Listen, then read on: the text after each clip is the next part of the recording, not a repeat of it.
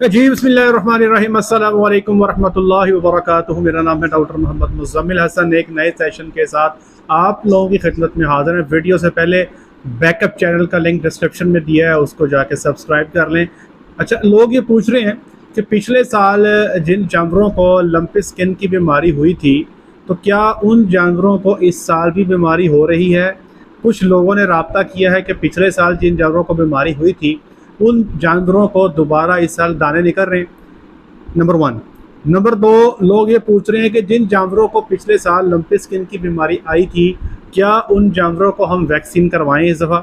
Number 3, जिन जानवरों को पिछले साल लंपी स्किन की बीमारी नहीं आई, वो वैक्सीनेटेड थे, क्या इस साल उन जानवरों की वैक्सीन ज़रूरी है। नंबर 4, जिन जानवरों को बीमारी आई है इस साल, उनका इलाज क्या होना चाहिए। इन 4 सवालों के जवाब हम आपको इस आज के सेशन में इंशाल्लाह देने की कोशिश करेंगे। सबसे पहले तो एक बात आपको बता दें कि जिस जानवर को ज़िंदगी में एक दफ़ा लंपी स्किन बीमारी आ जाती है, तो उसके अंदर काफ़ी लंबी चौड़ी जो कुव्वत मुदाफ़ियत है उसके जिस्म में पैदा हो जाती है। तो ऐसे होना नहीं चाहिए कि इस साल बीमारी आई है तो अगले साल फिर बीमारी आ जाए। लेकिन मेरे साथ बहुत सारे लोगों ने तस्वीरें शेयर की हैं जिसके अंदर बाकायदा तौर पे जानवर खड़े हैं, उनके जिस्म पर दाने बाकायदा नुमाया हैं और वो लगता यही है कि जानवर को लंपी का अटैक हो गया। इनको पिछले साल भी हुआ था, इस साल दोबारा हो गया। ऐसे एक नहीं, कई सारे जानवर ऐसे हैं जो रिपोर्ट हो चुके हैं, जो लोगों ने मेरे साथ व्हाट्सएप पे शेयर किए हैं। अच्छा, अब मैं एक बात आपको क्लियर कर दूँ, याद रखिएगा कि जिस जानवर को लंपी का शदीद हमला हुआ पिछले साल, वो किसी ना किसी तरीके से अल्लाह की मेहरबानी हुई, अल्लाह का फजल हो गया, जानवर रिकवर हो गया। उसके बाद उसके जिस्म पे कुछ जानवर ऐसे हैं जिनके जिस्म पे दाने बिल्कुल ख़त्म हो जाते हैं। कुछ ऐसे जानवर होते हैं जिनके जिस्म पर कुछ बाकियात दानों की रह जाती हैं। याद रखें, जैसे ही गर्मी का मौसम बढ़ेगा, जैसे ही गर्मी की शिद्दत बढ़ेगी, जैसे ही गर्मी की स्ट्रेस बढ़ेगी, अमूमी तौर पे दिन सुबह 8 बजे से लेके शाम 5 से 6 बजे तक ऐसे जानवरों के जो दाने हैं ये उभर के नुमाया हो जाते हैं। इनको लंपी नहीं है। आप देखेंगे जानवर को टेम्परेचर नहीं होगा, जानवर का खाना पीना ठीक होगा, जानवर एक्टिव होगा, जानवर के कान खड़े होंगे, आंखों में चमक होगी, लेकिन आपको उन जानवरों के जिस्म पर दाने उभरते हुए नुमाया नजर आएंगे। तो भैया, ये आपने सिर्फ इस बात का ख्याल रखना है कि ये पिछले साल जिनको लंपी आई थी, इस साल उन जानवरों को जैसे ही गर्मी का मौसम तेज़ हो जाता है तो उनके दाने जिस्म पर उभर के नुमाया हो जाते हैं। रात के टाइम अमूमी तौर पे जैसे ही गर्मी की शिद्दत कम होती है, इनके दाने भी सेटल डाउन हो जाते हैं, थोड़े से गैर नुमाया हो जाते हैं। तो एक तो इस बात को ज़हन में रखें कि ये जो दाने उभर कर दोबारा नए सिरे से बन रहे हैं, ये वही पिछले साल के दाने हैं, सिर्फ गर्मी की वजह से ये दोबारा नुमाया हो रहे हैं। आपका जानवर लंपी का पेशेंट नहीं है, इसको किसी किस्म की ट्रीटमेंट करने की ज़रूरत नहीं है। हाँ, अगर आपका दिल नहीं मानता तो एक एबल का टीका बेशक अपनी नफ्सियाती इलाज के लिए अपने जानवर को लगा दें, अदरवाइज इसकी ज़रूरत भी नहीं है। आप देखेंगे दिन के वक्त जानवर के जिस्म पे दाने नुमाया होंगे, रात के टाइम पे आप देखेंगे जैसे ही मौसम बेहतर हो जाएगा उनके जिस्म पे दाने आपको इंशाल्लाह ख़त्म होते नज़र आएंगे। ये ऑफ एंड ऑन ये काम चलता रहेगा, आपने भी परेशान नहीं होना, नंबर 1। नंबर 2, वो जानवर जिनको पिछले साल लंपी स्किन की बीमारी हुई थी, क्या इस दफ़ा वैक्सीन करवाएं। मेरा आपको ज़ाती मशवरा है, करवा लें, बेहतर है, करवा लेना बेहतर है, ठीक है जी। नंबर 2, तीसरा सवाल, जिन जानवरों को आपने पिछले साल लंपी आपका नहीं हुआ, आपने वैक्सीन करवाई थी, और इस साल आपके जानवर दोबारा उनको फौरी वैक्सीन करवाएं। इनको वैक्सीन की शदीद ज़रूरत है। अब इन जानवरों को आपको हर साल लंपी स्किन की वैक्सीन करनी पड़ेगी क्योंकि ये एट रिस्क हैं। और जैसे आप मुंह खुर की वैक्सीन करवाते हो, जैसे आप गलगोटू की वैक्सीन करवाते हो, जैसे आप क्लोस्ट्रीडिया की हर साल वैक्सीन करवाते हो, अब आपको साल में एक दफ़ा अमूमी तौर पे मार्च के महीने में आपको लंपी स्किन की वैक्सीन जो है अपने जानवरों को करवानी है। याद रखें कि जानवर बहुत महंगा हो चुका है, इतना महंगा जानवर है, उसके मुकाबले में लंपी स्किन की जो वैक्सीन है उसकी कीमत बहुत मामूली सी है। अपने जानवरों को सेव कर लें, अदरवाइज लंपी आ गई तो उसकी तबाहकारियों से मेरा ख्याल है कि मुझे आपको बताने की ज़रूरत नहीं है, आप मेरे से बेहतर जानते हैं। सवाल नंबर 4 के लंपी इस वक्त ओवरऑल पाकिस्तान में क्या सिचुएशन है?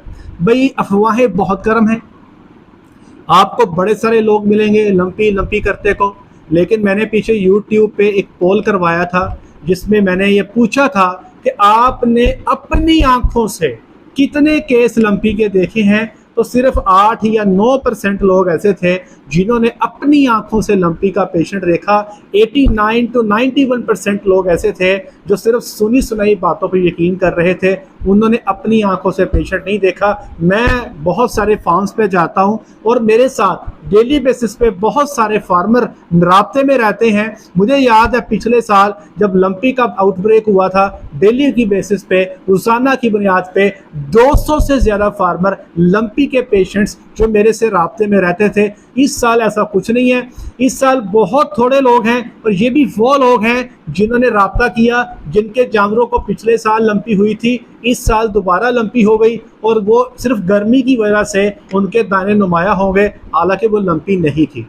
एक केस मैंने देखा है जहाँ पे लंपी के सिम्टम्स आए हैं कराची के अंदर, लेकिन वहाँ पे एनिमल जो है वो वैक्सीनेटेड नहीं था, पहले भी नहीं था, अभी भी नहीं था, तो उसको जो है प्रॉपर ट्रीटमेंट दे दी गई, लेकिन वो हल्का फुल्का सा मसला था, सिंपल एवल और आपका एनसेड लगा के जो है जानवर कवर हो गया।